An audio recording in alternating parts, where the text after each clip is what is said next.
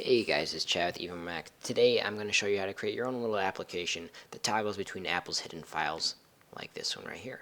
So I double click it, I can see these hidden files. Double click it again, they're gone. Now this is a pretty cool little application here. It's very easy to make. I made it in about, 5 minutes using Apple's built-in script editor called AppleScript, but it's also something you can make with Automator as well. If you don't know about Apple's secret files or any of that, I have a tutorial about that I made a little while ago, and I'll post that in the description section if you want to check that out. I'm not going to go over it too extensively in here because I've already gone over it, so this is going to just speed through all that. So first thing first is you're going to open AppleScript Editor, which can be found under your Utilities folder in your Applications. So if I go to Applications, Utilities, AppleScript Editor. I'm going to create a new document here. Now AppleScript Editor is a way to create little automation tasks without having to know tons of language or coding.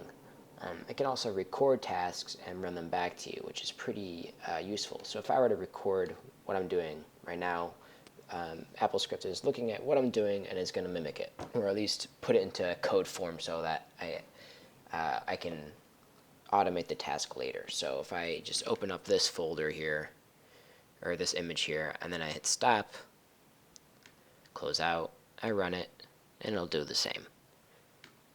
So it's just taking all the actions that I do and telling the computer how to do it in a way that it understands and is easy to read. So the big difference between this and something like Xcode is that Xcode requires knowledge of C++ or C#, all these different coding languages, whereas this is pretty easy to do for the average folk, although it's not necessarily intuitive. So I have a bit of code. I'm going to post this in the description. You can just copy it in, or if you want to write it, if that helps you feel a little more accomplished, you can do that as well.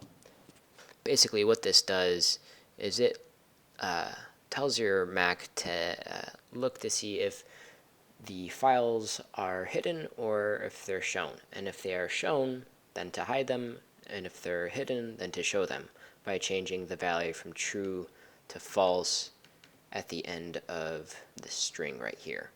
And again, that's something I went over in a little bit more depth in the tutorial where I showed you how to show and hide files via the terminal. Now we're just going to save this. We're going to go File, Save. I'm going to save it as an application, which just means that it's going to be self-contained. So when we double click it, it'll just run instead of opening into the AppleScript editor, which we don't want. We just want it to run. So we're going to save this as like show my hidden files or something, whatever you want. Hit save. I can close out of AppleScript Editor now and just hit Command Q. It's gone. And now I have it right here. Double click. My files show up. So it's a neat little script. But what if you want to do it, do this exact same thing and not use AppleScript? Well, we can do that using Automator. And what that will look like is something like this. I created here a little Automator application that does the exact same thing. I have this run shell script, and what that does is that just runs this command in terminal, which will essentially show all the hidden files. And then I have this wait for user action. So let me run through this here step by step. Okay, so it just ran this part, which is showing my hidden files. I want that. That worked. Okay. This next step is giving time so that I can do whatever I need to do with the hidden files, and that when I hit continue, it'll hide them again. So if I were to get rid of this,